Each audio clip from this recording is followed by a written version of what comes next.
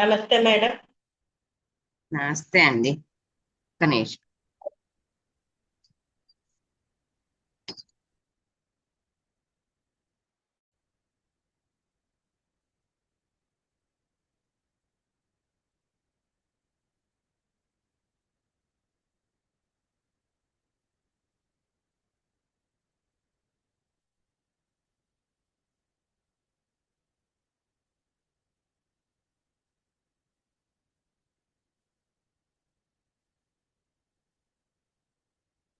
ఏం లేదు, ఇది డస్ట్బిన్ అబ్బాయి మార్నింగ్ వచ్చాడు, వేరే పక్క సందులో ఉన్నాడు, ఇటు వస్తాడేమో అని చూస్తా ఉన్నా. మధ్యలో లేకపోతే ఎందుకు వస్తాడేమోనని చూస్తున్నా. ఆయన విజిల్ పడింది కానీ రాలా. సరే, ఆ, వస్తే లెగవచ్చులేని ఇంకా. ఇది ముందుగా మనందరి గురువు గారైన బ్రహ్మర్షి పితామహ పత్రిజీ గురువు గారికి ఆ మనకి ఈ జ్ఞానాన్ని నేను నాకు ఈ జ్ఞానాన్ని గురువుల ద్వారా తెలుసుకున్న, జ్ఞానాన్ని పంచిన గురువులందరికీ, పంచభూతాలకి, నాకు జన్మనిచ్చిన నా తల్లిదండ్రులకి, అన్ని రకాల పిరమిడ్స్ కి, త్రిమూర్తులకు, త్రిమాతలకు, దేవీ దేవతలకు, సప్త ఋషులకు, పరమ గురు మండలికి ఆత్మ ప్రణామాలు తెలియజేసుకుంటున్నాను. ఈ జూమ్ లో ఉండి ఈ జ్ఞానాన్ని అందుకుంటున్న ఆత్మ బంధువులందరికీ నా ఆత్మ ప్రణామాలు మాస్టర్స్.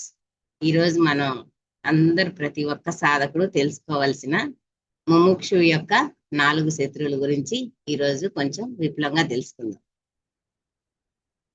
ఓకే, వాయిస్ క్లారిటీ ఉందా మేడం? కొంచెం సౌండ్ పెంచుతా. ఓకే,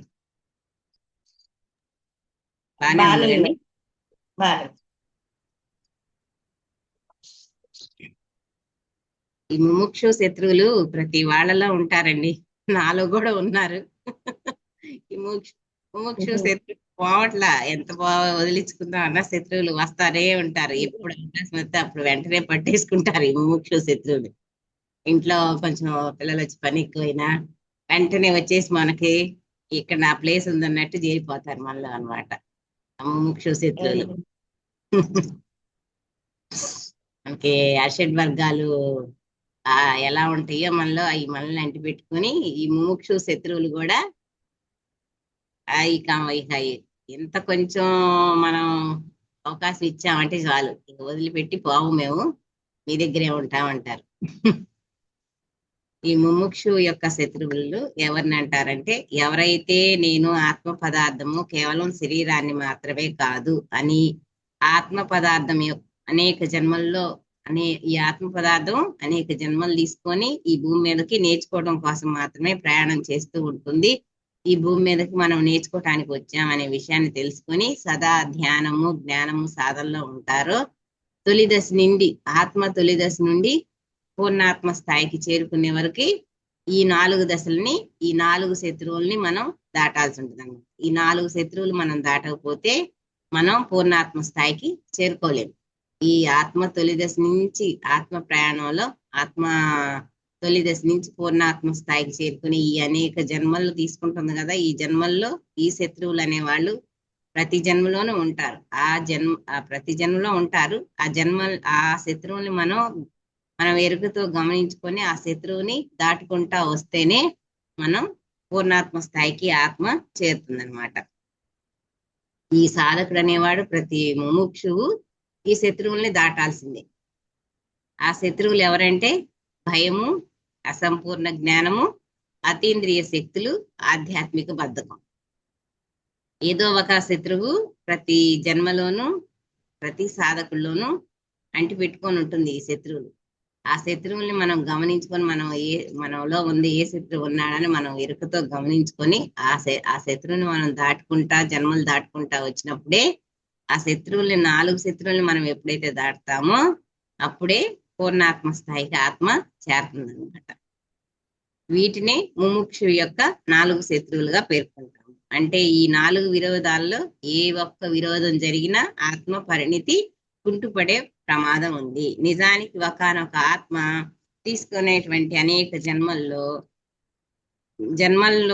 జన్మలలో భయం అనే ఈ భయం అనే శత్రువు నుంచి కానీ, ఈ ఇక ఈ అసంపూర్ణ జ్ఞానము, అతీంద్రియ శక్తులు, ఈ ఆధ్యాత్మిక బద్ధకం, వీటన్నిటిని బయటపడేందుకు ఈ ఆత్మ కొన్ని జన్మలు తీసుకుంటుంది. ఈ ఆత్మ ప్రయాణంలో, ఈ జన్మల ప్రయాణంలో ఒక్కొక్క దానికి ఆ శత్రువు నుంచి అధిగమించాలంటే, భయం నుంచి అధిగమించాలంటే కొన్ని జన్మలు, అసంపూర్ణ జ్ఞానం నుంచి ఆ కొన్ని జన్మలు, అతీంద్రియ శక్తులు ఆ జన్మల నుంచి కొన్ని, ఆ శత్రువు నుంచి బయటపడటానికి కొన్ని జన్మలు. మనం ఓన్లీ ధ్యానంలోకి వచ్చి ఇందులోకి వచ్చేసాము, ఇంక మనం చివరి జన్మ చేసుకున్నాం అనేది కాదు. మనలో ఉన్న ఈ శత్రువుల్ని ఈ ఈ జ్ఞానంలోకి వచ్చి ధ్యానంలోకి వచ్చినాక కూడా ఆ శత్రువుల్ని మనం కొన్ని జన్మలు తీసుకొని దాటాల్సి ఉంటుంది. ఒక జన్మలోనే మనం దాటగలుగుతామా? దాటలేం కదా. తెలుసుకుంటాం, ధ్యానం తెలుసుకుంటాం, జ్ఞానం తెలుసుకుంటాం, కానీ పూర్తిగా మనం ఒక జన్మలోనే 4 శత్రువులను దాటుతామనేది లేదు. ఆత్మ చివరి స్థాయిలోకి వచ్చిన ఆత్మ 4 ఒక జన్మలోని తీసుకొని దాటిద్దంట. కానీ ఎంతమందికి ఈ 4 ఒక స్థాయిలో తీసుకొని దాటగలుగుతాము? అవి కొన్ని జన్మలు తీసుకొని వీటిని దాటుతా వచ్చినప్పుడే పూర్ణాత్మ స్థాయి చేరిద్దని చెప్తున్నారు. వీటిని దాటాలంటే ఆత్మ కొన్ని జన్మలు తీసుకుంటా ఉంటది.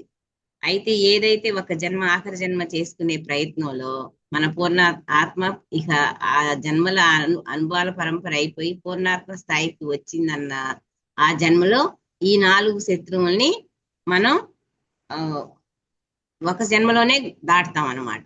ఆ 4 శత్రువులు ఉంటాయి మనలో. మనం ఎరుకతోటి ఆ 4 శత్రువుల్ని మనం ఎప్పుడైతే ఆ శత్రువులకి లొంగకుండా మనం దాటి హిమాలయ పర్వతాలు ఎక్కి ఎవరెస్ట్ శిఖరాన్ని ఎలా ఎక్కుతామో అట్లానే ఒక జన్మలోనే వీటన్నిటిని ఈ 4 శత్రువులు దాటినప్పుడు అదే ఆఖరి జన్మ అవుతుంది అనమాట. ముముక్షుకి ఎప్పుడైతే ఈ 4 శత్రువులను దాటుకుంటా వస్తాడో అప్పుడు ఆధ్యాత్మిక ముందు జన్మల్లో ఎక్కడైతే ఆధ్యాత్మిక ప్రగతి, అప్పుడు ఈ చేరుకోవడంపై ఈ 4 దశలు పునరావృతం అవ్వకుండా గమనిస్తాం. ఎప్పుడైతే ఈ పునరావృతం అవ్వకుండా మనం గమనించి వీటిని దాటుతామో అప్పుడు ఆఖరి జన్మ చేసుకుంటాం అన్నమాట. ఇంతకు ముందు జన్మల్లో ఎక్కడైతే ఆధ్యాత్మిక ప్రగతి ఆగిపోయిందో తిరిగి మళ్ళీ అక్కడి నుండి మొదలవడం కూడా మనం గమనిస్తాం. నిరోధాలను మనం అర్థం చేసుకొని వాటి నుండి బయటపడనట్లయితే ఆ నిరోధమే భౌతిక శరీరంలో జబ్బుగా వస్తుంది. కాబట్టి నిరోధాన్ని గుర్తించి బయటపడినప్పుడు ఆ జబ్బును పూర్తిగా నయం చేసుకునే అవకాశం ఉంటుంది. మనం ఎప్పుడైతే ఒక ఆఖరి జన్మ చేసుకునే ప్రయత్నంలో ఈ శత్రువుకు లొంగకుండా మనం ముందుకు వెళ్తామో అప్పుడు మన ఆఖరి జన్మను చేసుకుంటాం, పూర్ణాత్మ స్థాయికి చేరుకుంటాం. లేదు ఆ నిరోధాలని మనం గమనించకుండా ఒక్కొక్క శత్రువుని మనం తెలుసుకోలేకుండా, మనం ఏ శత్రువుతో పోరాడుతున్నాం అనేది, మనలో ఏ శత్రువు ఉందని తెలుసుకోలేకుండా శత్రువుకు లొంగిపోయి మనం నత్తనడక నడిచినట్టు మన సాధన సరిగా లేకుండా జ్ఞానం తీసుకోవడానికి ఈ 4 దేనికి దాంట్లోనో ఉండిపోతే ఆ విరోధం ఏమవుతుంది? మన భౌతిక శరీరం మీద ఒక జబ్బుగా వస్తుంది అనమాట. ఆ జబ్బుని కాబట్టి మనలో ఏ శత్రువు ఉన్నాడనేది మనం గుర్తించి బయటపడినప్పుడు ఆ జబ్బు నుంచి మనం పూర్తిగా నయం చేసుకునే అవకాశం ఉంటుంది. అరిషడ్ కాదు, మనలో ఈ 4 శత్రువులను కూడా మనం నిర్లక్ష్యం చేస్తే మనం సాధనలో ముందుకెళ్ళలేము. ఆ నిరోధాలను మనం కనిపెట్టలేకపోతే, మనం ఎందులో అలసత్వం ప్రదర్శిస్తున్నాం, ఏం చేయట్లేదు అనేది మనం తెలుసుకోలేకుండా చేయకపోతే అది ఒక శరీరం మీద ఒక జబ్బుగా తీసుకుంటాము. దాన్ని మనం గమనించి దాని నుంచి మనం బయటపడినప్పుడు ఆ జబ్బును మనం నయం చేసుకుంటాం అన్నమాట. నిన్న ఈ టాపిక్ కి ఇప్పుడు నిన్న చెప్పాను చూడండి, ఆధ్యాత్మిక తాపం, ఆది భౌతిక తాపం, ఆది దైవిక తాపం, అవి కూడా ఇందులో మనకి లింకులే. ఆ శత్రువులు అవి ఇవి అందరూ ఒకటే. ఆత్మ తన తొలి దశలో భయానికి సంబంధించి పాఠాలు నేర్చుకుంటుంది. ఆ భయం శారీరక, మానసిక, సాంఘిక, ఆధ్యాత్మిక స్థాయిల్లో ఉంటుంది. ఎక్కడైనా భయం పొంచి ఉన్నప్పుడు మనకు తెలియకుండానే ఎంతో శక్తిని, ఎంతో ఆనందాన్ని కోల్పోతాం అని ఆ భయంలో ఇప్పుడు ఆత్మ తొలి దశలో ఈ భయం అనే దాని గురించి నేర్చుకుంటుంది. ఆ భయం ఎన్ని రకాలుగా ఉంటుందంటే శారీరక, మానసికము, సాంఘికము, ఆధ్యాత్మికము, ఈ 4 తలాల్లో ఈ 4 వచ్చే సమస్యలే మనము ఫేస్ చేస్తా ఉంటాం. ఆ సమస్యలను ఆ 4 సమస్యల్లో ఆ భయం అనేది ఉంటది. ఉన్నప్పుడు ఆత్మ ఆ భయం గురించి ముందు దాన్ని నేర్చుకొని బయటపడటానికి అనేక జన్మలు తీసుకుంటుంది అనమాట. ఆ భయం అనేది ఉందంటే మనలో ఇంకా భయం పోలేదు, ఆధ్యాత్మికతలోకి వచ్చాం. వచ్చినా గానీ మనం భయం పోకుండా ఉన్న భయం మనలో ఉందంటే అక్కడ భయం ఉండి ఏ దేని గురించైనా మనం భయపడుతున్నా అప్పుడు మనం ఏంటి, మన శక్తిని కోల్పోతాం అన్నమాట. మనం ఎంతో శక్తిని కోల్పోతాం, ఎంతో ఆనందాన్ని కోల్పోతాం అని అర్థం చేసుకోవాలి. అంటే ఇక్కడ ఎక్కడన్నా ఒక ధ్యానానికి సంబంధించిందే జరుగుతున్నప్పుడు మనకు వెళ్ళే అవకాశం ఉండి కూడా మనలో ఏదో ఒక తెలియని భయం, అమ్మో అక్కడికి వెళ్తే ఎలా ఉంటుందో, అక్కడ సౌకర్యాలు ఏంటో, మనం ఉండగలమో లేదో అక్కడ అని ఏదో అనేక రకాల మనం మానసికంగా ఎన్నో రకాలుగా ఆలోచించి భయపడి మనం అక్కడికి వెళ్ళలేకపోతే అక్కడ ఇక్కడుండి మనం దాని గురించి భయపడతా ఉంటే మనలో ఉన్న ఎనర్జీని కోల్పోతాం, అక్కడ ఎనర్జీని తీసుకోలేము. ఆ భయం అనే దాని నుంచి మనం బయట పడలేమన్నమాట. అక్కడికి వెళ్తే మనం పొందే ఆనందాన్ని కూడా మనం కోల్పోతాం అన్నమాట. మనలో భయం అనేది ఎప్పుడైతే ఉంటుందో ఏ విషయంలో అయినా, ఒక విషయంలో అది అది ఆ భయం వల్ల మనం దాంట్లో మనం ఆ ఉన్న ఆనందాన్ని మనం తీసుకోకపోగా మనం దాని గురించి ఎప్పుడైతే భయపడతా ఉంటామో మనలో ఉన్న లోపల ఉన్న ఆ భయం వల్ల మనలో శక్తిని కూడా మనం తగ్గించుకుంటాం అన్నమాట. ఎంతో శక్తిని కోల్పోతాం, ఆనందాన్ని కోల్పోతాం. ఈ భయంలో 4 రకాల భయాలు. మళ్ళీ ఈ భయంలోనే మనకి ఉన్న మనలో ఉన్న ఈ భయం 4 రకాలుగా ఉంటుంది. ఆ భయం 4 రకాలు ఏంటంటే శారీరక భయం, శరీరానికి సంబంధించింది. ఈ శరీరానికి సంబంధించిందంటే ఈ శరీరం, ఎందుకంటే ఈ శరీరం నేను అనుకునే తత్వం ఉన్నవాళ్ళు ఎన్నో రకాలుగా పరిరక్షించుకోవడం కోసం పరీక్షించుకోవడం కోసం ఎన్నో రకాల పద్ధతులు, ఎన్నో రకాల ప్రయోగాలు అవలంబిస్తారు ఈ శరీరానికి సంబంధించిన భయం నుండి బయటపడాలి అంటే. కొంతమంది ఏంటి, అమ్మో నా శరీరం శాశ్వతం, నా శరీరం అందంగా ఉండాలి, నా శరీరం ఏమన్నా అయితే నేను తట్టుకోలేనమ్మో, అమ్మో నాకు ముందు నా శరీరం నేను జాగ్రత్తగా చూసుకోవాలి అంటే చూడొచ్చు, శరీరాన్ని కాపాడుకోవాలి. కానీ కొంతమంది అతిగా భయపడతా దాన్ని ప్రేమిస్తారనమాట. భయపడతా అంటే అమ్మో నా శరీరానికి ఏమైంది, నా శరీరం మీద ఎక్కడేం మచ్చబడిందో, ఎక్కడేమవుతుందో, అమ్మో ఈ శరీరానికి అయితే నేనేమన్నా అయితే తట్టుకోలేను అన్నట్టు వాళ్ళల్లో అదొక భయం అన్నమాట, శరీరం మీద ఉండే భయం. అట్లా దాన్ని పరీక్షించుకోవడానికి ఎన్నో రకాల పద్ధతులు, ఎన్నో రకాల ప్రయోగాలు పాటిస్తా ఉంటారు. ఈ శరీరానికి సంబంధించిన భయం నుండి బయటపడాలి. అవకాశం వచ్చినప్పుడల్లా ఈ శరీరంతో చేసే సాహస కార్యక్రమాలు చేయడము మానసిక ఉల్లాసంతో పాటు శారీరక భయాలు పూర్తిగా తొలగిపోతాయి. అంటే ఈ శరీరం మీద భయం అనేది, ఈ దేహం నేను అని అనుకొని ఆ దేహం మీద మమకారంతో అవతల ఆ భయం చెప్పలేంటి, మనం ఒక అవకాశం వచ్చినా వాటిని మనం వాటిలో ఉన్న ఆనందాన్ని మనం తీసుకోలేము. ఆ భయంతో మనం ఆ శక్తిని కూడా ఆ ఆనందాన్ని తీసుకోలేనప్పుడు అందులో ఉన్న ఎనర్జీని కూడా మనం తీసుకోలేము. మనలో ఉన్న ఎనర్జీ కూడా భయం చొప్పున కొంత ఇప్పుడు కొన్ని చోట్లకి వెళ్తే, ఎక్కడికన్నా వెళ్తాము, కొంతమందికి కొన్ని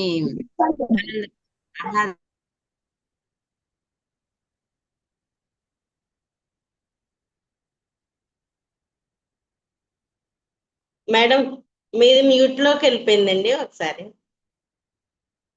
ఓకే మేడం, ఓకే. ఎంతసేపు అయింది మేడం మ్యూట్ లోకి వెళ్ళి? ఇప్పుడే అందరినీ మ్యూట్ చేశానండి. Okay okay. సౌండ్స్ వస్తున్నాయని మ్యూట్ చేస్తే మీది కూడా ఉంటుంది. సరే, నేను చూడలేదు అందుకని. ఈ శరీర భయం అంటే ఈ శరీరానికి సంబంధించిన ఉల్లాసంగా ఉండే ఏయన్నా సరే, శరీరంతో మనం ఉల్లాసంగా ఉంటాయి. కొన్ని చాట్లకి వెళ్తాం, ఎగ్జిబిషన్ పెట్టినప్పుడు అలాంటప్పుడు వెళ్ళినప్పుడు అక్కడ ఎన్నో కొన్ని సాహసాలు చేసి మనకు మనసుకు ఉల్లాసాన్ని ఇచ్చేవి ఎన్నో ఉంటుంటాయి మనం చేసే.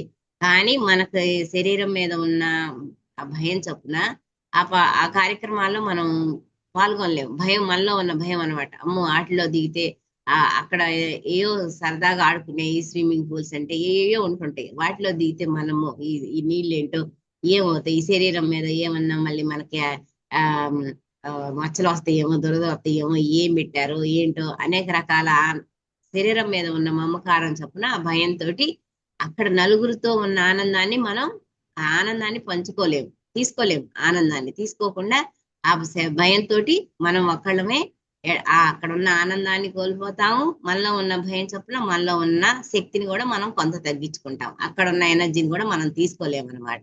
ఏదైనా సరే శరీరం మీద మనకి మమకారం, భయం ఉన్నప్పుడు కొన్ని ఎక్సర్సైజ్ లాంటి కొన్ని దేహదారుఢ్యం కోసం చేస్తుంటారు. చేసే వాటిని కూడా మనకి శరీరం మీద ఉన్న మమకారం చొప్పున ఎక్సర్సైజ్ చేస్తే మంచిదే, శరీరం బాగుంటుందని ఉంటుంది. కొన్ని కొన్ని వాటి వలన మనకు కొంత భయం ఉంటుంది.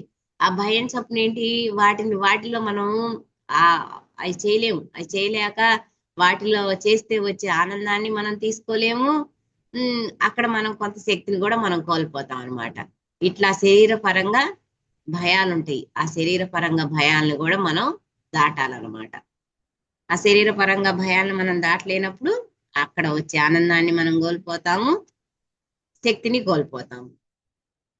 అందుకని ఈ ఈ జీవితం అనే ఆటకు ఈ శరీరం అనే బొమ్మను మనం తీసుకొచ్చాము. దీన్ని పూర్తిగా వినియోగించుకోవాలి. అప్పుడే జన్మకు సార్థకత వస్తుంది. అంతే కదా, మనం ఈ జన్మ తీసుకున్నాము, జన్మ తీసుకొని ఈ భూమి మీద ఆటకు వచ్చాము. వచ్చినప్పుడు ఇందులో ఉన్న బాధల్ని మనం అనుభవాలుగా తీసుకుంటుంది అంటున్నాము. తీసుకుంటున్నప్పుడు బాధలతో పాటు ఆనందాలు కూడా ఉంటాయి. కొన్ని ఆనందాలు ఉంటాయి, ఎప్పుడు బాధలే ఉండవు కదా. ఆనందాలు ఉన్నప్పుడు ఆనందాలను కూడా మనం హ్యాపీగా అనుభవించాలి. అనుభవించకుండా మనం అమ్మో ఇందులో ఏముందో అందులో ఏముందో అదే దాని వల్ల నాకు నా బాడీకి ఏమన్నా ఇద్దేమో, నేనేమవుతాను అనే ఒక భయంతో అందులో ఉన్న ఆనందం మనం మిస్ అయిపోతున్నాం. అందులో ఉన్న ఎనర్జీని మనం తీసుకోలేకపోతున్నాం. ఆ భయం వల్ల మనలో ఉన్న కొంత శక్తిని కూడా మనం కోల్పోతాం అనమాట. ఇంకా నెక్స్ట్ రెండవది వచ్చి ఈ శరీర భయం అన్నమాట. ఇది ఓన్లీ మన శరీరానికి సంబంధించి పూర్తిగా మన శరీరం మీద ఉండే భయంతో మనం వీటన్నిటికి ఇట్లా ఈ భయం అనేది మనల్ని అన్నిటినీ దూరం చేసింది. అన్నిటికీ మనం ఇట్లా దూరంగా ఉండిపోతాం అనమాట. కొంతమంది ఇప్పుడు ఏ మంచి మంచి ఎగ్జిబిషన్స్ అలా పెట్టినప్పుడు ఏయో కొన్ని తిరిగే ఉంటాయండి, ఉంటుంటాయి. కానీ వాటిని మనం కొంత భయం చొప్పున మనం చేయగలుగుతామా? చేయలేము. సరే అమ్మో ఏమైందో దాంట్లో ఎక్కితే అదే అనేక రకాలు మనకి ఆ భయం అనమాట. అయ్యే కాదు, కొన్ని కొన్ని చాలా ఉంటాయి మనకి.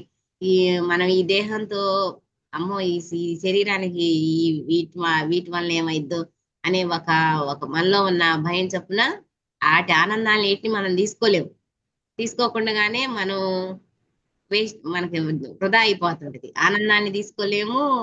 ఆ ఎనర్జీని మన మనసు ఎప్పుడైతే సంతోషంగా ఉల్లాసంగా ఉంటుందో మనకి ఎనర్జీ వస్తుంది. భయం వల్ల ఏంటి, మన ఎనర్జీ కొంత లాస్ అవుతాం. అక్కడ ఆనందం మిస్ అయిపోతాం అనమాట. నిజానికి మానసిక భయం రెండోది. నిజానికి నిత్య జీవితంలో ఎదురయ్యే అనేక సంఘటనలు ఏం జరుగుతుందో అనే భయం, భవిష్యత్తు ఆ విషయం జరగనప్పటికీ కూడా జరుగుతుందేమో అనే ఊహల్లో ఎన్నో భయాలను సృష్టించుకొని ఊహాజనితంగా భయాన్ని ఎదుర్కోవటం జరుగుతుంది. అంటే అసలు అక్కడ ఏం జరిగేది ఏముందో లేదో తెలియదు, కానీ మన మనసే ఆ భయం, మానసిక భయం అన్నమాట. ఆ భయంతో మన మనసు అక్కడ ఏదో జరుగుతుందేమో, జరిగిపోయిందేమో అనేది ఊహల్లో సృష్టించుకొని మనల్ని మనం ఆ జరుగుతుందేమో అనే ఊహల్లోనే అన్నో భయాలను సృష్టించుకొని ఊహాజనితంగా భయాన్ని ఎదుర్కోవడం జరుగుతుంది. అంటే మనమే సృష్టించుకుంటున్నాం ఆ భయాన్ని కూడా. మన మనసు భయం, మనలో భయం అనేది ఉండి ఆ మనసు ఏంటి, రేపు ఈ అమ్మో రేపేం ఇప్పుడు కొంచెం గ్యాస్ టైట్ వచ్చిందండి, అమ్మో ముందు ముందు గ్యాస్ దొరకదు అంటున్నారు, అసలు వచ్చిద్దో లేదో, మనకి ఏమవుతుందో, అసలు ఒక నెల కన్నా మనకు గ్యాస్ సిలిండర్ వచ్చిద్దా, లేకపోతే మళ్ళీ ప్రత్యామ్నాయంగా ఏం వాడుకోవాల్సి వచ్చిద్దో, కరెంటు పోయలే కొనుక్కోవాలో, కొనుక్కొని ఒకటి పెట్టుకుంటే పోద్దేమో అని మనకి ముందు ఎలా ఉంటుందో తెలియకుండానే మనం ఇంట్లో లేడీస్ గా ఇంట్లో విషయాల గురించి అలా మనం ముందుగానే అనేక భయాల్ని మనం సృష్టించుకొని మనమే అక్కడ భయాన్ని ఊహలతోటి మనసులో ఊహలతోటి మనలో భయం ఉంది, దాన్ని ఇంకా మనసు ఊహలతోటి ఇంకా ఎక్కువ భయాన్ని మనమే సృష్టించుకుంటున్నాం అనమాట. ఆ భయాన్ని సృష్టించుకొని భయాన్ని ఎదుర్కోవడం జరుగుతుంది. దాన్నే మనం మానసిక భయం అంటాం అనమాట. అదే విధంగా ఆఫీస్ లో ఇప్పుడు కొంతమంది ఎంప్లాయీస్ ఉన్నారు. ఎంప్లాయీస్ ఏంటి, జాబ్ చేసేవాళ్ళు, వాళ్ళలో ఆ భయం అనేది ఎక్కువ భయం ఉంది, వాళ్ళలో ఎక్కువ క్వాలిటీ భయం ఉన్నప్పుడు అట్లాంటి వాళ్ళు ఏంటి, ఒక రోజు లేట్ గా వెళ్ళినా ఏదైనా టైం వాళ్ళకి కుదరక లేట్ గా వచ్చినా గానీ అమ్మో ఈ రోజు లేట్ అయిపోయింది, ఆఫీస్ లో బాస్ ఏమంటాడు, ఏం తిడతాడు, అమ్మో ఏమంటాడు అంట టెన్షన్ గా వాళ్ళు ఆ భయాన్ని ఎదుర్కొంటా ఉంటారు. ఎనర్జీ లాస్ అవుతారనమాట. కానీ అక్కడ ఏమీ జరగదు, ఏముందిలే కామన్, ఇవన్నీ ఒకళ్ళు జరుగుతూ ఉంటుంటే వస్తుంటారులే అనుకుంటారు. కానీ ఇక్కడ వీళ్ళల్లో ఉన్న భయం వల్ల వీళ్ళు దాన్ని ఎక్కువగా ఊహించుకొని మనసుతోటి ఆ మానసిక భయాన్ని ఎక్కువ చేసుకుంటున్నారు అనమాట. ఆఫీస్ లో బాస్ లో జరిగే విషయాలు కానీ, ఉద్యోగంలో భయంలో, వ్యాపారంలో భయం, పిల్లల్లో అనేక రకాల భయాలు ప్రధానంగా మానసిక భయం కోవలోకి వస్తాయి. నిరంతరము అంటే ఈ ఒక స్కూల్కి వెళ్ళే పిల్లలు ఉంటారు. స్కూల్కి వెళ్ళే పిల్లలు ఉన్నప్పుడు సహజంగా ఏదో ఒక రోజు స్కూల్లోనే లేట్ అవ్వచ్చు, బస్సు రావటం లేట్ అయింది. ఒక్క రోజు లేట్ అయినా కూడా వీళ్ళల్లో ఆ భయం అనేది ఉన్నప్పుడు అది వెంటనే బయటకు వచ్చేసి దాన్ని ఒక సినిమా క్రియేట్ చేసింది అనమాట, ఊహాజనితంగా. అక్కడ ఇంకా ఇక అవి మనం చెప్పుకునే పని లేదు. ఎలా మన మనసు ఎలా క్రియేట్ చేసుకుంటుందో మనం ఆలోచించుకోగలం. అమ్మో ఏంది వాళ్ళ స్కూల్లో పిల్లలు రాలేదు, బస్సు ఏమైందో, బస్సు ఎందుకు రాలేదు, అనేక రకాల ఆలోచనలోకి వెళ్ళిపోద్ది మనసు. అది మనలో ఉన్న భయం వల్ల ఈ మనసు దాన్ని ఒక ఇంకా ఎక్కువగా ఊహాజనితంగా ఇంకా ఎక్కువ భయంగా దాన్ని క్రియేట్ చేస్తుంది అనమాట. మనలో ఆ భయం అనేది లేకపోతే అసలు అవకాశమే ఉండదు. ఎందుకు లేట్ అయిందోలే, వస్తారులే, వాళ్ళే, ఏమైంది, ఏం కాదు అనే ఒక నిశ్చింతంగా ఉన్నామంటే ఎట్లా జరగాల్సినవి జరుగుతానే ఉంటాయి. కానీ దానికి ముందే మనలో భయం వల్ల దాన్ని మనం ఇంకా ఎక్కువగా సృష్టించుకుంటున్నాం. సాయంత్రం పిల్లలు ఇంటికి రావడం ఒక అరగంట ఆలస్యమైనా తల్లి ఇంట్లో చివరి నుండి బయట నుండి ఇంట్లోకి అటు ఇటు తిరగడం గమనిస్తాం. కానీ వాళ్ళు క్షేమంగానే వస్తారు. ఆ అర్ధగంట ఆ తల్లి పడిన ఆందోళన మనం మైండ్ ఫియర్ గా చెప్పొచ్చు. అదే భయం, మనసు భయం అనమాట, మైండ్ ఫియర్ గా చెప్పొచ్చు అనమాట. ఇవన్నీ కూడా ఈ భయాన్ని దాటాలంటే మనం 80% ధ్యానం ద్వారా మనం బయటపడొచ్చు. మిగిలినది విశ్లేషణ ద్వారా పోతుంది. అంటే ఇప్పుడు 80% మనలో భయం ఉంది. ఆ భయం క్వాలిటీని మనం ధ్యానం చేస్తున్నప్పుడు ఒక 80% రోజు ధ్యాన సాధన తోటి మనం బయటపడవచ్చు అనమాట. ఒక 20%, మిగతా ఉన్న 20% విశ్లేషణ ద్వారా పోతుంది. ఏదన్నా ఒక భయాన్ని మనం సృష్టించుకొని దాన్ని 80% భయపడిపోతాం. దాన్ని తర్వాత దీంట్లో ఏమి లేదమ్మా, ఇది వల్ల నీకేం కాదు, ఇది సేఫ్ గా ఉంటది, ఇదిగో చూడు, ఇది అందరు మిగతా వాళ్ళందరూ ఎలా ఉన్నారు సేఫ్ గా, నువ్వెందుకు అంత భయపడతావు, ఏం లేదు అసలు ఆడ ఏం జరగదు, నీతో పాటు మిగతా వాళ్ళు కూడా వాళ్ళు అట్లానే ఉన్నారుగా అని మనం ఎప్పుడైతే విశ్లేషణ చేసుకుంటామో ఆ విశ్లేషణ వల్ల ఆ 20% భయం నుంచి మనం బయటపడతాం అనమాట. అంటే మెయిన్ మనం ధ్యాన సాధన చేసినప్పుడు మాత్రం 80% నుంచి బయటపడతాము. మిగతాది మనం విశ్లేషించుకోవటం ద్వారా ఆ 20% మనం బయటపడతాం అనమాట. నెక్స్ట్ వచ్చేసి బుద్ధిమాంద్యం, ఇంటలెక్చువల్ ఫియర్ అనమాట. ఈ బుద్ధిమాంద్యం అంటే గతంలో ఏవైతే పనులు మనం అద్భుతంగా చేశామో మళ్ళీ అలా ఆ సంఘటనలే ఎదుర్కోవాల్సి వచ్చినప్పుడు మళ్ళీ వాటిని చేయగలుగుతామా లేదా అని మన బుద్ధి మీద మన యొక్క ఆత్మవిశ్వాసము, ఆత్మస్థైర్యం మీద మనకు అనే ఒక రకమైనటువంటి అపనమ్మకం ఏర్పడి దాని ద్వారా కూడా భయం కలుగుతుంది. మనం ఒక పని చేసాం, ఏదైనా ఒక క్లాసే మనం నిర్వహించాం, బాగా జరిగిపోయింది, మళ్ళీ రెండోసారి కూడా ఇంకా అంతకన్నా బాగా చెయ్యాలి అన్నట్టు మళ్ళీ ఇంకొకటి ఏర్పాటు చేసినప్పుడు మనలో ఒక భయం అనేది కొంత ఉండి అప్పుడు మనకేమనిపించింది, అమ్మో పోయినసారి వాళ్ళందరూ కోఆపరేషన్ చేశారు, మాస్టర్స్ బాగా వెంటనే వచ్చారు, జరిగింది అంతా బాగుంది, ఈసారి ఎలా ఉంటుందోనమ్మో, దొరుకుతారో లేదో, సరిగా చేయగలుగుతామో, సక్సెస్ చేయగలుగుతామో లేదో, అందరూ పిలిచిన వాళ్ళు వస్తారో లేదో, అమ్మో అది ఎలా ఉంటుందో ఇది ఎలా ఉంటుందో అని మనలో మన మీద మనకి నమ్మకం లేక, మన బుద్ధి మీద మన ఆత్మస్థైర్యం మీద మనకి నమ్మకం లేక మనం ఒక రకమైన అపనమ్మకం ఏర్పడి దాని ద్వారా కూడా మనం భయపడతాం అనమాట. అంటే మన మీదే మనం ఒక కాన్ఫిడెంట్ లేక మనం ఆ కాన్ఫిడెంట్ ని కోల్పోయి మనం భయపడతాం అనమాట. ఆ భయం అనే గుణం మనలో ఉంది కాబట్టి అది ఈ రూపంలో మనకి కనిపిస్తా ఉంటది అనమాట. మనం ఈ భయపడుతున్నాము, ఆత్మస్థైర్యం కోల్పోయామంటే మనలో ఆ భయం అనేది ఉందని మనం గమనించుకోవాలి. ఆ గమనించుకొని ఆ బుద్ధిమాంద్యం మీద మన బుద్ధి మీద మనకే నమ్మకం ఉండదు అనమాట. ఇప్పుడు ఉదాహరణకు 10వ తరగతి పరీక్షల్లో మొదటి స్థానంలో వచ్చిన పిల్లోడు తర్వాత స్థానం ఇంటర్, డిగ్రీ ఆ స్థానంలోకి వెళ్ళినప్పుడు అలా పరీక్షలు ఎదుర్కోవడం అనే భయం ఇప్పుడు ఫస్ట్ అబ్బాయి బాగా చదివి మార్కులు బాగా తెచ్చుకుంటున్నాడు. ఇంటర్లో ఫస్ట్ 10th లో బాగా మంచి మార్కులు వచ్చినాయి. బాగా చదివే పిల్లోడు ఏ క్లాస్కి వెళ్ళినా చదువుతాడుగా, కానీ వాడికి నమ్మకం ఉండదు. అమ్మో 10th అంటే ఏదో చదివాను రాశాను, ఈసారి ఇంటర్ అంటే అది ఎలా వస్తాయో, నేను ఎలా రాయగలుగుతాను, నేను పాస్ అవుతానా లేదా, అసలు నాకు మార్కులు వస్తాయా లేదా అని ఆ అతని బుద్ధి మీద అతని మైండ్ మీద అతనికే నమ్మకం కోల్పోతాడు అనమాట. ఎందుకు కోల్పోతాడు? అతనిలో ఉన్న భయాన్ని బట్టి అతని శక్తి సామర్థ్యాలపై ఉన్నటువంటి అపనమ్మకాన్ని, దానితో కూడుకున్న భయాన్ని బుద్ధిమాంద్యతగా పేర్కొంటాం. అంటే అతనికి ఏంటి ఒక ఆయనలో ఉన్న భయాన్ని బట్టి అతని శక్తి సామర్థ్యాల మీద నమ్మకం కోల్పోయాడు. బుద్ధి మీద నమ్మకం లేదు కాబట్టి దీన్ని బుద్ధిమాంద్యత భయంగా పేర్కొంటాం అన్నమాట. అంటే ఏ విషయమైనా సరే ఏదైనా అదే విధంగా జీవిత ప్రణాళికలో భాగంగా మనం ఎంచుకొని వచ్చిన పెద్ద పెద్ద పనులు, పెద్ద పెద్ద ప్రాజెక్టులు పూర్తి చేయడంలో కూడా పూర్తిగా నిమగ్నం. అంటే మనం ఏదైనా ఈ బుద్ధిమాంద్యం నుంచి మనం బయటపడాలి అంటే, మనలో ఉన్న భయాన్ని తగ్గించుకోవాలంటే మన జీవిత భాగంలో మనం చేయాల్సిన పెద్ద పెద్ద ప్రాజెక్టు పనులు, అంటే పెద్ద పెద్ద ప్రాజెక్ట్ పనులు అంటే మనం ఆధ్యాత్మిక సంబంధించినవి ఎక్కడన్నా పెద్ద పెద్ద ప్రాజెక్టు పనులు జరుగుతున్నప్పుడు అందులో మనం ఇన్వాల్వ్ అవ్వాలి. ఇన్వాల్వ్ అయ్యి ఆ పనుల్లో మనం ఎప్పుడైతే పూర్తిగా ఇన్వాల్వ్ అవుతామో అప్పుడు ఆ బుద్ధిమాంద్యం నుండి అంటే మనం పెద్ద పెద్ద ప్రాజెక్టు పనులు జరిగేటప్పుడు మనం కూడా ఇన్వాల్వ్ అయ్యి అక్కడ మనం పనులు చేసినప్పుడు మనకేమనిపించింది, ఓహో నాలో కూడా ఇంత టాలెంట్ ఉందా, నేను ఇది చేయగలనా, నేను ఇది బాగానే చేశానే, ఇంతమందిలో నేను కూడా బాగానే పార్టిసిపేట్ చేశాను, అంటే నేను కూడా నా బుద్ధి కూడా బాగానే పనిచేస్తుంది, నేను చేయగలను అనే ఒక కాన్ఫిడెంట్ వచ్చింది. ఆ కాన్ఫిడెంట్ వచ్చినప్పుడు అతను ఆ బుద్ధిమాంద్యం, ఆ భయం నుండి బయటపడతాడనమాట. అంతే కదా, మనం ఏమి చేయకుండా నాకు భయం పోవాలి, నాకులో భయం ఉంది, నేను దీన్ని ఎలా తగ్గించుకోవాలంటే అది తగ్గదు.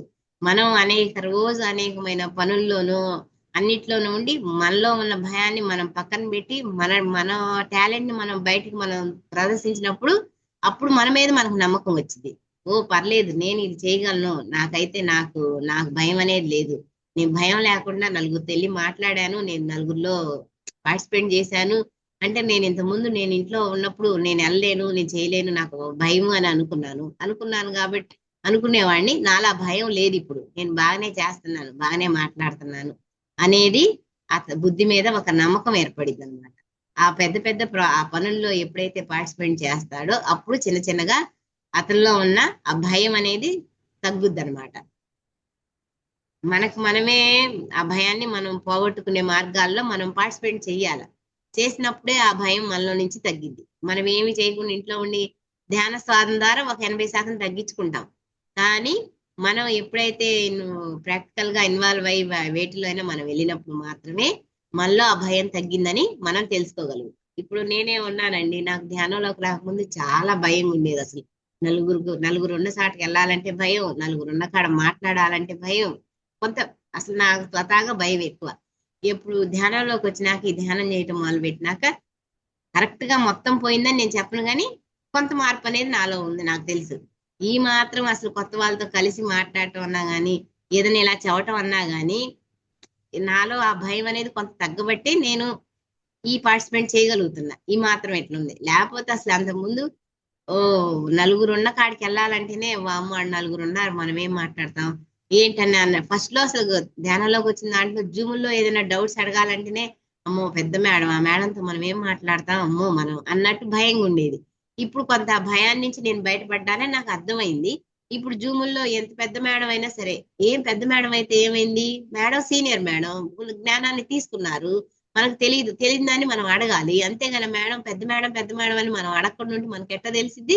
అడిగితేనే కదా మనం మన సందేహాన్ని మనం నివృత్తి చేసుకునేది. ఏమైంది పెద్ద మేడం అయితే అడిగితే ఏమన్నా అంటారా? ఏమనరు కదా, అడగాలి కదా, అడిగితేనేగా మనకి. ఎవరైతే ఏముంది, వాళ్ళు ఆత్మస్వరూపమే, మనం ఆత్మస్వరూపమే. వాళ్ళు మనకంటే ముందొచ్చి తెలుసుకొని జ్ఞానాన్ని సీనియారిటీ సంపాదించారు, మనం కొత్తగా వచ్చాం, మనం తెలుసుకోవాలి. ఏమైంది, ఎందుకు భయపడాలి అనే ఒక ఇది ఇప్పుడు నాలో వచ్చిందనమాట. ఫస్ట్ లో అసలు చాలా భయంగా ఉండేదాన్ని నేను. ఆత్మ భయం చివరిది, ఆత్మపరంగా తెలియని భయము. అన్ని అర్థమైనప్పటికీ, అన్ని భయాలు పోగొట్టుకున్నప్పటికీ కూడా మూడోది ఆత్మ భయం.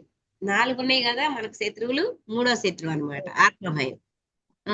ఆ పోగొట్టుకున్నప్పటికీ కూడా ఎక్కడో ఏదో ఒక మూల భయం మనల్ని వెంటాడుతూనే ఉంటుంది. అది ఆత్మపరంగా ఆత్మ సహాయకులతో ఉన్నటువంటి, అందరూ ఆత్మ సహచరుల నుంచి మనకు ఉన్నటువంటి సహజీవనం నుండి పొందే ఒక అనుభవంగా దీన్ని ఆత్మభయంగా చెప్పొచ్చు. అంటే మనలో ఉన్న భయం క్వాలిటీ పోయింది, ధ్యానం చేశాము, అన్ని పోయినాయి. పోయినా గాని ఇంకా మనలో ఎక్కడుంటది ఆత్మపరంగా భయం. అంటే ఇప్పుడు మనం ధ్యానం చేసే వాళ్ళందరితో మనం ఎక్కడైనా ఒక ప్రోగ్రాంకి వెళ్ళాం, కలిసిమెలిసి ఉంటున్నప్పుడు ఆత్మపరంగా భయం అంటే వాళ్ళు ఆత్మస్థాయిలో బాగా ఎదిగిన ఆత్మలు. మనం మనం ఇంకా ఆ స్థాయికి వెళ్ళలేదు. వెళ్ళకపోవటాన ఇప్పుడు అమ్మో ఆ మేడం చాలా తెలిసిన మేడం, చాలా ఇది, ఆ మేడంతో చాలా జాగ్రత్తగా ఉండాలి, అమ్మో వాళ్ళకి ఆ అనుభవాలు వచ్చినాయి మనకు రాలేదు, ఇలాంటి భయాలు కూడా మనం ఆత్మపరంగా మనం మనకి ఉంటాయి అన్నమాట. ఈ మనకి ఎటువంటి ఈ ఆత్మ సహచరుల నుంచి మనకు ఉన్నటువంటి సహజీవనం నుండి పొందే ఒక అనుభవంగా, అంటే మనం ఆ ధ్యానం అందరం కలిసి ఒకసాట ఉంటున్నప్పుడు ఆ సీనియర్ మాస్టర్స్ తోటి ఎలా ఉంటది, మనం కొత్తగా వచ్చిన వాళ్ళం ఎలా అనేది ఆత్మపరంగా ఆత్మ సహజీవనంతో ఉండే అనుభవం అన్నమాట ఇది. వాళ్ళతో అట్లా ఉన్నప్పుడు కూడా మనం కొంత ఆత్మ భయం అనేది ఉంటది. నిశితంగా పరిశీలిస్తే సమూహంలో ఉన్నప్పుడు మన నుండి ఇతరులకు చేరవలసిన జ్ఞానంలో జాప్యం జరిగినప్పుడు సహజంగా అవతలి వారికి బాధ భయం ఉండడం సహజం. దీన్నే మనం తీసుకొని ఒక తెలియని భయాన్ని పొందుతూ ఉంటాం. ఇది కర్మయోగం స్థాయిలో తిండి బట్ట ఇల్లు మొదలైన సేవలు సహాయంగా ఉంటే, జ్ఞానయోగం స్థాయిలో జ్ఞానాన్ని అందరికీ విరివిగా అందించడంగా ఉంటుంది. ఇలా జ్ఞానాన్ని పంచడం ద్వారా ఆత్మ భయం నుండి బయటపడవచ్చు. ఈ భయం నుండి మనం ఎలా బయటపడతామంటే, ఆత్మ తొలి దశలో అయితే మనం వేరే వాళ్ళు ఏదన్నా వాళ్ళతోటి ఇబ్బంది పడతాయి, వాళ్ళకి ఈ కర్మయోగం స్థాయిలో తిండి బట్ట ఇల్లు మొదలైన సేవలు సహాయంగా, అంటే అలా ఆ స్థాయిలో వాళ్ళకి మనం చేయాల్సిన సహాయం ఉన్నప్పుడు, ఆ కర్మయోగం స్థాయిలో మనం చేయకుండా ఉన్నాం అనుకోండి, చేయకుండా ఉన్నప్పుడు అది అది కూడా మనలో భయంగానే ఉంటుందన్నమాట. వాళ్ళకి మనం ఇయ్యాలి అన్నవి ఇయ్యలేదు, మనం చేస్తామన్నవి చేయలేదే అని అదొక భయం ఉంటుంది. జ్ఞానయోగం స్థాయిలో జ్ఞానాన్ని విరివిగా అందరికీ అందించడంగా ఉంది. అంటే జ్ఞానయోగం స్థాయిలో అంటే ఇప్పుడు నేను నాకు తెలిసిన జ్ఞానాన్ని నాకున్న తక్కువ స్థాయిలో వాళ్ళకి నేను చెప్పాల్సి వచ్చినప్పుడు, నేను చెప్పకుండా జాప్యం చేస్తున్నాను అనుకోండి, ఆ జాప్యం చేస్తున్నప్పుడు ఏంటి, నాలో కూడా నేను ఇది చెప్తానన్నాను చెప్పలేదే అని నేను ఒక ఫియర్ అనుకుంటా ఉంటా. నా ద్వారా అవతల చేరాల్సిన వాళ్ళకి చేరటంలో లేట్ అయినా వాళ్ళు ఇబ్బంది వాళ్ళకి ఆ జ్ఞానం అందదు. ఆ జ్ఞానం అందని వల్ల వాళ్ళు ఫేస్ చేసే ప్రాబ్లం వాళ్ళు ఫేస్ చేస్తారు. నేను చెప్పాల్సింది నాలో జాప్యం జరిగినప్పుడు నేను కూడా అయ్యో ఫలానా వాళ్ళకి నాకు తెలిసింది ఇది ఇది నేను చెప్తానన్నాను చెప్పలేదే అని నాలో నేను అనుకుంటాను. ఇట్లా అనుకోవటం వల్ల నాలో ఉన్న కొంచెం శక్తి నేను లాస్ అవుతాను. నాది చేరకపోవటం వల్ల వాళ్ళు దాంతో వాళ్ళు ఇబ్బంది పడతారు అనమాట. ఇలా ఇది ఆత్మ భయం అనమాట. జ్ఞానాన్ని పంచడంలో వచ్చిన జాప్యం వల్ల కలిగే భయం అనమాట ఇది. ఈ భయాన్ని మనం దాటాలంటే మనకు వచ్చిన జ్ఞానాన్ని మనం లేట్ చేయకుండా పంచాల్సి వచ్చినప్పుడు జ్ఞానాన్ని పంచడం ద్వారా ఆత్మ భయం నుండి బయటపడవచ్చు అనమాట. ఈ జ్ఞానాన్ని విరివిగా అందించడంగా ఉంటుంది. జ్ఞానయోగం స్థాయిలో జ్ఞానాన్ని అందరికీ విరివిగా అందించడంగా ఉంటుంది. ఇలా జ్ఞానాన్ని పంచడం ద్వారా ఆత్మ భయం నుండి బయటపడవచ్చు. మనకు తెలిసిన జ్ఞానాన్ని, అందుకే ప్రతిసారి అంటారు కదా, నీకే తెలిస్తే ఏ చెప్పు, బి తెలిస్తే బి చెప్పు, నువ్వు తెలిసిన దాన్ని నీలోనే పెట్టుకోవద్దు, నీలోనే ఉంచుకోబాకు అని. మనం తెలిసిన జ్ఞానాన్ని, మనం తెలుసుకున్న దాన్ని మనం పంచడం ద్వారా ఆ ఆత్మ భయం నుండి మనం బయటపడతాం అనమాట. మన జ్ఞానం వేరే వాళ్ళకి మనం పంచడం ద్వారా అవసరమైతే ఆ జ్ఞానాన్ని తీసుకొని వాళ్ళు ఆ భయం నుంచి వాళ్ళు బయటపడతారు. ఆ జ్ఞానం వాళ్ళకి అవసరం అవుతుంది, వేరే ఎవరికో ఏదో అవసరం అయితే మనం ఇచ్చే ఆ జ్ఞానం ద్వారా వాళ్ళలో ఉన్న భయాన్ని మార్చుకుంటారనమాట. వెరసి ఈ 4 రకాల భయాల నుండి బయటపడటం కోసం ధ్యానం ఒకసారి మొదలు పెట్టిన తర్వాత చాలా మంది మొదట్లో ఈ భయం నుండి ఎన్నో అనుభవాలు ఎదుర్కోవాల్సి వస్తుంది.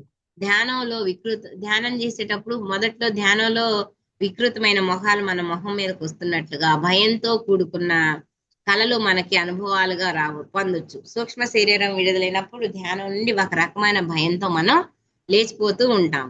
ఇలా ఎన్నో రకాల అనుభవాలను భయం నుండి మనం బయట అంటే ధ్యానంలోకి వచ్చినాక కూడా మనకి తెలిసినాయే కదా. కొంతమంది ధ్యానం ఒక నాకు తెలిసిన ధ్యానం చేస్తే, అమ్మో ధ్యానం నా వల్ల కాదమ్మో, ధ్యానానికి కూర్చుంటే ఒళ్ళంత ముద్దు బారిపోయిందో, నేను చేయనమ్మో ధ్యానం నా వల్ల కాదు. ఒక్కొక్కళ్ళు ఒక్కొక్క రకం అనుభవాన్ని కొద్దిగా తీసుకుంటే వాళ్ళు ఏంటి, ఇంకా అనుభవాన్ని భయపడిపోయి, అమ్మో ఏం ధ్యానం, ఈ ధ్యానంలో కూర్చుంటే మాకేదో అయిపోతుంది, ఏదో కనపడుతున్నాయి, ఏదో జరిగిపోతుంది, మాకు వద్దులేమో, మాకు ఎక్కడ లేని నొప్పులన్నీ బయటేస్తున్నాయి, ఎక్కువైపోతున్నాయి అని ఇట్లా అనేక రకాల భయాలుగా వాళ్ళు ఆ, ధ్యానానికి దూరం అవుతారు. ఈ ఆ భయం నుండి బయటపడ్డప్పుడు, ఎప్పుడైతే ఆ భయం నుండి మనం బయటపడతామో, ఆ ధ్యానాన్ని లేదా మార్గాన్ని ఆపుతున్నామో, అక్కడ కళ్ళు మూసుకొని కూర్చొని మనం ఆత్మస్వరూపులమే, వాళ్ళు మనం ఈ ఆత్మగా ఈ జన్మ తీసుకొని భూమి మీద నేర్చుకోవటానికి వచ్చాము అని ఆ జ్ఞానం ఎప్పుడైతే తీసుకుంటామో, నేను అత్యద్భుతమైన ధ్యానాన్ని చేస్తున్నాను, నాకు నేను ఆత్మస్వరూపమైనప్పుడు నాకు జరగటానికి ఏమీ లేదు అని మనకు మనమే సర్ది చెప్పుకొని కళ్ళు తెరవకుండా, అదే విధంగా మనల్ని మనం పూర్తిగా సాక్షిభూతంగా గమనిస్తూ ముందుకు వెళ్ళినప్పుడు ఆ భయం నుంచి పూర్తిగా మనం బయటకు రాగలుగుతాం. మనలో ఎప్పుడైతే ఆ భయం ఉంటుందో ధ్యానంలో మనకు ముందుకు వెళ్ళనివ్వదు. అలా కాకుండా మనం ఏం చేయాలంటే, మనం ఆత్మస్వరూపులు, మనల్ని ఎవరేం చేస్తారు, ఏం చేస్తారు మనం అనేసి ఒక ధైర్యం చెప్పుకొని మనకు మనం ధైర్యంగా ముందుకు వెళ్ళిపోతే, అప్పుడు మనకు వచ్చే వాటినన్నిటిని మనం ఎప్పుడైతే సాక్షిభూతంగా గమనిస్తూ కూర్చుంటామో, అప్పుడు ఆ భయాల నుంచి మనం బయటపడతాం అనమాట.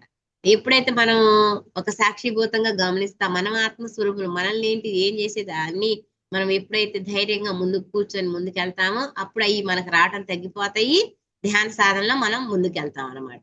ఇలా నిత్య జీవితంలో కానీ ధ్యాన అనుభవాల్లో కానీ మనకు మన లోపల కానీ బయట కానీ వస్తున్న భయాలను అన్నిటినీ అధిగమించి ఎప్పుడైతే సాధనను నిరాటంకంగా ముందుకు సాగిస్తామో, అప్పుడు మనం భయం నుండి బయటపడినట్లు లెక్క. ఏదైనా సరే ఒక భయం మనకు వచ్చిందంటే, మనల్ని మనం ధైర్యం చేసుకొని ధైర్యాన్ని కూడగట్టుకొని దాన్ని విస్తంగా పరిశీలించి మనం ముందుకు ఎప్పుడైతే వెళ్తామో, అప్పుడు మనం ముందుకు ఆ భయం నుంచి మనం ఆ భయాన్ని కన్నా మనమే జయించినట్టయిద్ది అనమాట. మనం భయానికి లొంగిపోతే భయం మన మీద జయించింది, మనం ముందుకెళ్ళిపోతే భయాన్ని మనం కింద పెట్టేసి మనమే ముందుకు వెళ్తాం అనమాట. భయాన్ని మనం పక్కన పెట్టిన వాళ్ళం అవుతాం, ఆ భయాన్ని మనం జయించిన వాళ్ళం అవుతాం అనమాట. మనం దానికి లొంగిపోయామంటే మన మీద భయం జయించిద్ది. అసంపూర్ణ జ్ఞానం, ఇంకా 4వది అసంపూర్ణ జ్ఞానం. శారీరక భయం, మానసిక భయం అయిపోయింది. ఈ మానసిక భయంలోనే ఈ 4 ఆత్మ భయాలు, ఈ శారీరక భయము, మానసిక భయము, బుద్ధిమాంద్యము, ఆత్మ భయము, ఈ 4 రకాల భయాల్లోనే ఈ 4 రకాల భయాల గురించి తెలుసుకుందాం. ఇప్పుడు రెండోది అసంపూర్ణ జ్ఞానము. ఇక్కడ అసంపూర్ణ జ్ఞానం అంటే మిడిమిడి జ్ఞానంగా చెప్పడం జరిగింది. ఏదైతే స్పష్టంగా ఉంది అనుకుంటామో అదే అడ్డంకయ్యి కూర్చుంటుంది. అంటే కొంత జ్ఞానం సంపాదించిన తర్వాత నాకంతా తెలుసు, నాకంతా బోధపడింది అని క్లోజ్డ్ మైండ్ తో చిన్నారి నుండి పెద్దవారి వరకు మనం వినడం కానీ పూర్తిగా ఆపేయడం జరుగుతుంది. అంటే కొంత జ్ఞానం తెలుసుకున్నాం, కొంత జ్ఞానం తెలుసుకున్నాక నాకు ఇంకంతా అర్థమైపోయింది, ఆత్మ జ్ఞానం నాకంతా తెలిసిపోయింది, నేను ధ్యానం గురించి మొత్తం తెలుసుకున్నాను, ఇంకా నాకు తెలియాల్సింది ఏం లేదు, నేను పండిపోయాను, నాకు ఇంకా తెలిసేది ఏం లేదని మనం అసంపూర్ణ జ్ఞానంతో ఇంకెవరేం చెప్పినా మనం వినమనమాట. ఇంకా తెలిసిపోయింది, నాకు చెప్పే వాళ్ళు లేరు, నేను తెలుసుకున్నాను, అంతా వినేసాను, నాకు తెలిసింది అనేసి మనం చిన్న నుంచి పెద్దోళ్ళ వరకు మనం ఎవరిని మనం లెక్క చేయకుండా వినకుండా ఉంటాం అనమాట. ఆ వీడికేం అని ఆ అసంపూర్ణ జ్ఞానం అనేది మనలో వచ్చినప్పుడు మనకి ఒక అహంకారం అనేది వచ్చేసి ఏమనిపించింది, నాకంటే వీడికేం తెలుసు, నేనంతా తెలుసుకున్నా, నాకు తెలియదే ఉంది, ఇంక వీడి చెబితే మనం వినేదేంది, ఈ మనకంటే పెద్ద తోపా వీడు, మనం వాడికంటే మనం మించిపోయాం, మనకు తెలుసు అంతా, అన్ని తెలుసుకున్నామని మిడిమిడి జ్ఞానం మనల్ని ప్రగతి పదంలో నిలిపివేసే ప్రయాణం, మనల్ని ముందుకెళ్ళనీయకుండా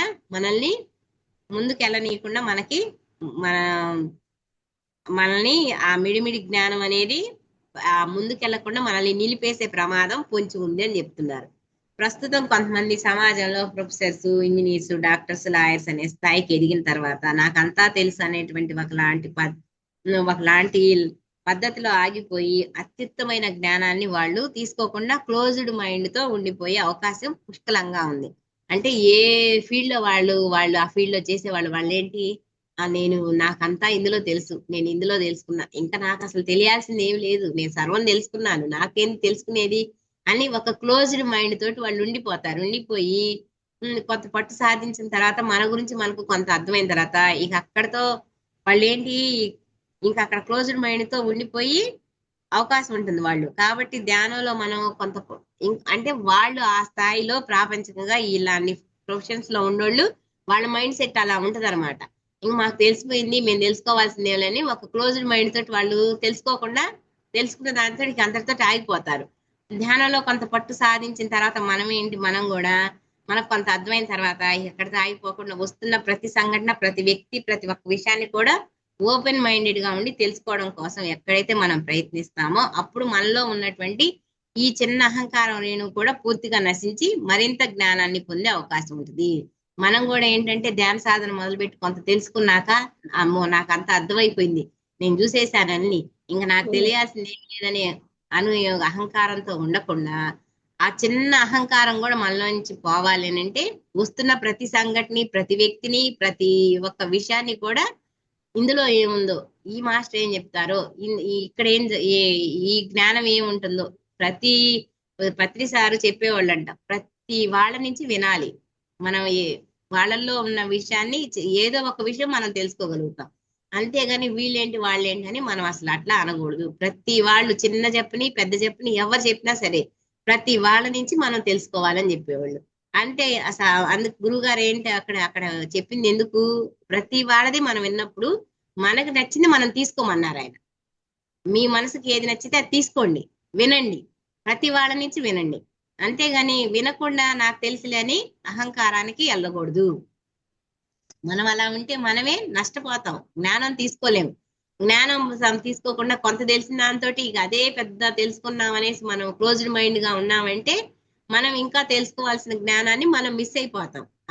ఆ చిన్న అహంకారం రేణు కూడా పూర్తిగా నశించి మనం ప్రతి వాళ్ళ నుంచి మనం తెలుసుకున్నప్పుడు మనలో ఉన్న ఆ చిన్న అహంకారం కూడా తగ్గిపోతుంది. ఆ జ్ఞానాన్ని పొందే అవకాశం మనకు ఉంటుందని చెప్తున్నారు. 99% తెలిసినప్పటికీ 100వ అవకాశాన్ని ఎప్పుడు ఓపెన్ గా పెట్టుకోవాలి. మనకు మొత్తం తెలిసినా ఇంకా ఏదో తెలియాల్సింది ఉంది అని మనం ఎప్పుడైతే మనం ఓపెన్ మైండ్ గా ఉంటామో మనం మనం తెలిసిన 99% తెలిసినప్పటికీ ఆ ఒక్క చిన్న పాయింట్ ఒక్కొక్క సమయంలో మనకు బాగా ఉపయోగపడుతుంది.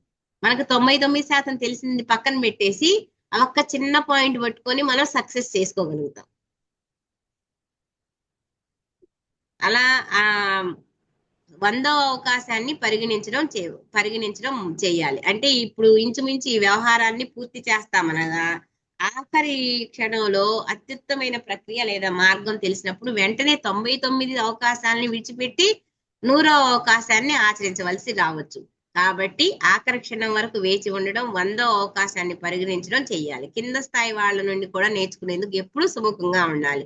ఈ అనుభవ పాఠాలన్నిటినీ అసంపూర్ణ జ్ఞాన నిరోధంగా మనం అర్థం చేసుకోవాలన్నమాట. ఈ చిన్న అహంకారం నుండి పూర్తిగా బయటపడటం ఎప్పుడు ఓపెన్ గా నిరోధంలో ఉండిపోకుండా ఓపెన్ గా ఉండడం అన్న యోచన సరళి ఎప్పుడైతే మనం అవలంబిస్తామో అప్పుడు మనం నిరోధంలో ఉండిపోకుండా బయటపడడం జరుగుతుంది. ఇక ఆ స్థితిలో అతీంద్రియ శక్తి సమకూరడం మొదలవుతుంది. మనకి ఎప్పుడైతే జ్ఞానం పెరుగుతుందో మనకి అతీంద్రియ శక్తి వస్తుందన్నమాట. అంటే మనం ఈ ప్రతి వాళ్ళ నుంచి, ప్రతి చాట, ప్రతి విషయం నుంచి మనం జ్ఞానం ఎప్పుడైతే స్వీకరిస్తున్నామో ఒక ప్రకృతి నుంచే కావచ్చు, గురువులు చెప్పిన దాని నుంచే కావచ్చు, అన్ని చోట నుంచి అందులో జ్ఞానాన్ని మనం తీసుకుంటున్నామో, ఎప్పుడైతే మనం జ్ఞానం పెంచుకుంటా పోతున్నామో అప్పుడు మనకి అతీంద్రియ శక్తి ఒకటి మొదలవుతుంది. ఈ అతీంద్రియ శక్తి అంటే ఏంటి? సంకల్ప శక్తి, ఊహాశక్తి, టెలిపతి, టెలిపోరోస్ట్, ఆరా, ఇలా ఇది ఏదైనప్పటికీ కూడా ఈ అతీంద్రియ శక్తిని కేవలం మనం ఆత్మ ప్రగతికి మాత్రమే వాడాలి. ఎప్పుడైతే వ్యక్తిగత విషయ వాంఛలకు కానీ ప్రాపంచిక విషయాలకు కానీ ఈ అతీంద్రియ శక్తుల్ని మనం వినియోగిస్తామో అక్కడ మనం నిరోధంలో చిక్కుకున్నట్లు లెక్క. మన యొక్క అభివృద్ధికి అక్కడ ఖచ్చితంగా కుంటుపడుతుంది. అంటే మనం ఇలా జ్ఞానం తీసుకొని పోయే కొద్దీ మనకు ఒక అతీంద్రియ శక్తి వచ్చినప్పుడు, మనకు ఒక మాటకు ఒక పవర్ వచ్చినా, మనకి ఇలా ఒక అతీంద్రియ శక్తి వచ్చింది అన్నప్పుడు వాటిని ఏం చేయాలి, మనం యూనివర్స్ కి ఉపయోగపడే విధంగా నలుగురు క్షేమం కోసం మనం వాడాలి. అంతేగాని మనకి అతీంద్రియ శక్తి వచ్చేసింది మన కుటుంబం కోసం, మన కుటుంబం అభివృద్ధి కోసం అనేసి మన స్వావిషయంగా మనం ఎప్పుడైతే వాడతామో అప్పుడు మన అభివృద్ధి అనేది కుంటుపడుతుంది. సర్వసాధారణంగా మనం వింటూనే ఉంటాం బాలనాగమ్మ మరియు మాయల్ ఫకీర్ కథల్లో. దాంట్లో అక్కడ మాయల్ ఫకీర్ తనకు వచ్చిన శక్తులన్నింటినీ కూడా నేనే మొత్తం సామ్రాజ్యానికి అధిపతి కావాలి, ఈ భూమి మీద మొత్తం నాకే హస్తగతం కావాలని ఒక విషయవాంఛ ప్రాపంచిక పరిధిలోకి వస్తుంది. వాళ్ళు ఏమని చేశారు, వాళ్ళు ఇక్కడ నియంతలాగా మేమే ఉండాలి అని చెప్పేసి వాళ్ళని వాళ్ళే భస్మం చేసుకునే స్థితికి వచ్చేసారనమాట. అదే విధంగా భస్మాసుడు గురించి ఎన్నో కథలు మనం వింటూ ఉంటాం. వాటిలో గమనిస్తే అన్నిట్లో కూడా మేమే పూర్తిగా పాలించాలి, మొత్తం మాకు హస్తగతం కావాలనేటువంటి అహంకార పూర్తిమైన కాంక్ష వల్ల వాళ్ళు మళ్ళీ మళ్ళీ ఎన్నో జన్మలు తీసుకోవాల్సి వచ్చింది. ధ్యానము శాకాహారము పాటించే వారికి, వాక్శుద్ధి ఉన్న వారికి ఖచ్చితంగా ఈ అతీంద్రియ శక్తి అనేది వచ్చి తీరుతాయి. అయితే వాటిని వ్యక్తిగత ఆత్మ ప్రగతికి, సమాజ ఆత్మ ప్రగతికి ఎప్పుడైతే మనం వాడతామో అప్పుడు మరింత శోభాయమానంగా ఉపయోగపడి ఇంకా త్వరితగతి మన ఆత్మ ప్రగతి పూర్తి చేసుకుంటూ వాళ్ళమవుతాం. అంటే ఆ సమాజ ఆత్మ ప్రగతి కోసము, అంటే వ్యక్తిగతంగా మనం ఇంకా జ్ఞానాన్ని తెలుసుకోవడం కోసం, మన జ్ఞానం పెంచుకోవడం కోసం, మన ఆత్మ ఎదుగుదల కోసం వాడాలి ఆ అతీంద్రియ శక్తిని. అంతేగాని మన కుటుంబం కోసం స్వార్థపరంగా నేను నా కుటుంబమే బాగుండాలి అనే స్వార్థంగా మనం వాడకూడదు అనమాట. అట్లా స్వార్థంగా ఉన్నోళ్ళు మనకి వెనక కథల్లో మాయల పకీరు, బాలనాగమ్మ వీళ్ళందరూ ఏమైపోయారు, వాళ్ళు ఇట్లా భస్మం అయిపోయి వాళ్ళ శక్తులతోటి వాళ్లే పతనం అయిపోయి వాళ్ళు ఎన్నో జన్మలు తీసుకున్నారు అని చెప్తున్నారు. ఇక్కడ అతీంద్రియ శక్తులను ఉపయోగించడం అంటే మన సంకల్పాన్ని ఉపయోగించి ఏదైనా ఒక పని చేయాలన్నప్పుడు అది మన ఆనందానికి, మన ఆత్మ ప్రగతికి ఉపయోగపడేదై ఉండాలి.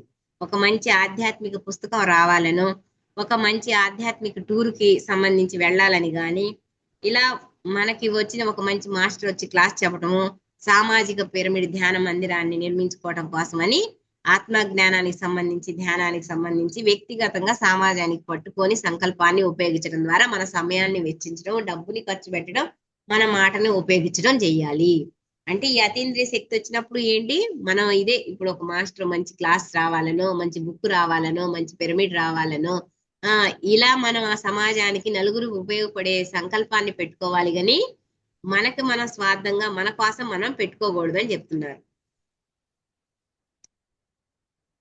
ఈ మూడో అవరోధమైనటువంటి అతీంద్రియ శక్తులను ఎప్పుడైతే విషయ వాంఛలు మరి ప్రాపంచిక విషయాలకు కాకుండా కేవలం ఆత్మ ప్రగతికి వాడతాము, అప్పుడు అతీంద్రియ శక్తుల నిరోధం నుండి మనం బయటపడతాము. ధ్యానం మొదలు పెట్టిన కొత్తలో మనకు ఒకటి అని, అంటే మనకి ధ్యానం మొదలు పెట్టిన కొత్తలో మనల్ని మనం పరీక్షించుకోవటం కోసం ఇది జరిగింది అని మనకి ఒక ప్రూఫ్, మనకు ఒక శక్తి వచ్చింది, మన మాటకు ఒక పవర్ ఉంది, మనం ఇది అంటే జరుగుతుందని ఒక ఒక ప్రూఫ్ కోసం ఫస్ట్ లో కొద్దిగా వాడుకుంటే వాడుకోవచ్చేం కానీ మనలో శక్తి పెరిగే కొద్దీ మనం సమాజ ప్రగతి కోసము, యూనివర్స్ కోసం మనం పెట్టాలి కానీ సంకల్పాలు మన కోసం స్వార్థంగా మన కోసం మనం పెట్టుకోకూడదు. అప్పుడు పెట్టుకున్నప్పుడు మనం ఈ అతీంద్రియ శక్తి నుంచి మనం బయటపడలేము. ఇట్లా మనం యూనివర్స్ కోసం, నలుగురి కోసం, సమాజం ప్రగతి కోసం మనం చేసినప్పుడు మనం ఈ అతీంద్రియ శక్తి అనే విరోధం నుంచి మనం బయటపడతామని చెప్తున్నారు అనమాట. భవిష్యత్ ప్రణాళిక చేసుకున్నప్పుడు ఇక మంచి వారికి వచ్చేటువంటి భవిష్యత్ అనుభవాలన్నీ కూడా కేవలం వాళ్ళు ఏదైతే వ్యక్తిగత ప్రణాళికలను, సమాజ ప్రణాళికలను తయారు చేసుకుంటారో వారికి సంబంధించిన అనుభవాలు మాత్రమే పొందడం జరుగుతుంది. వాళ్ళేంటి, ఇంకా భవిష్యత్ ప్రణాళికలు వేసుకుంటే సమాజం కోసం నేను ఫ్యూచర్ లో ఇప్పుడు మీరు పెట్టుకున్నారండి సంకల్పము పిరమిడ్ రావాలని, అలా ఇక అట్లా వాళ్ళు అట్లాంటి సంకల్పాలు పెట్టుకున్నప్పుడు దానికి సంబంధించిన అనుభవాలే వాళ్ళకి వస్తాయి అన్నమాట. ముందుకెళ్ళటానికి వాళ్ళకి దారి మార్గము యూనివర్స్ చూపిస్తుంటది. అలా ఇక ఆ అనుభవాలే వస్తుంటాయి అన్నమాట. ఇంకా నెక్స్ట్ వచ్చేసి ఆధ్యాత్మిక బద్ధకం. ఈ ఆధ్యాత్మిక బద్ధకం అనేది ఇంక మనకి తెలియదేం లేదు. ఆధ్యాత్మిక బద్ధకం అంటే ఇవాళ ఎగవాలి, మెడిటేషన్ చేయాలనుకుంటాం, చేయకుండా పడుకుంటాం. ఆ కోవలోనే నేను కూడా ప్రజెంట్ కొంత నడుస్తుంది. ఇంట్లో పిల్లల నుండి కొంచెం పని ఎక్కువైపోయి లేవలేక టైం కొంచెం తగ్గుతుంది. ప్రతి వాళ్ళం ఏదో ఒక స్థాయిలో ఒక బద్ధకంలో ఉంటానే ఉంటాం. ఆధ్యాత్మిక బద్ధకం, అతీంద్రియ శక్తుల నుండి బయటపడిన తర్వాత మనం చర్చించుకోవడానికి చివరి శత్రువు ఆధ్యాత్మిక బద్ధకం. ఇక్కడ ఆధ్యాత్మిక బద్ధకం అంటే నిత్య జీవితంలో బద్ధకం కాదు, దీన్ని ఆధ్యాత్మిక బద్ధకం అంటారు.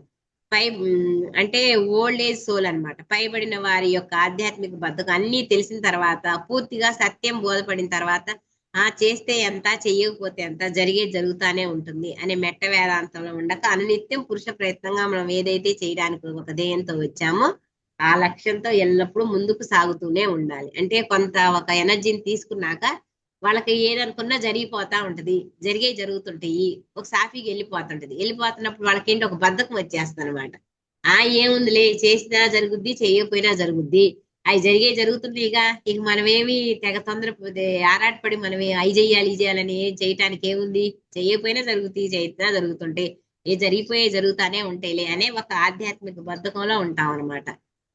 ఎల్లప్పుడూ ఆ పురుష ప్రయత్నంగా మనం ఏదైతే చేయడానికి ఉదయంతో వచ్చామో ఆ లక్ష్యంతో ఎల్లప్పుడూ ముందుకు సాగుతూనే ఉండాలి అనే విషయాన్ని అర్థం చేసుకొని ఒక ప్రణాళికబద్ధంగా ముందుకు సాగుతూ ఉండాలి.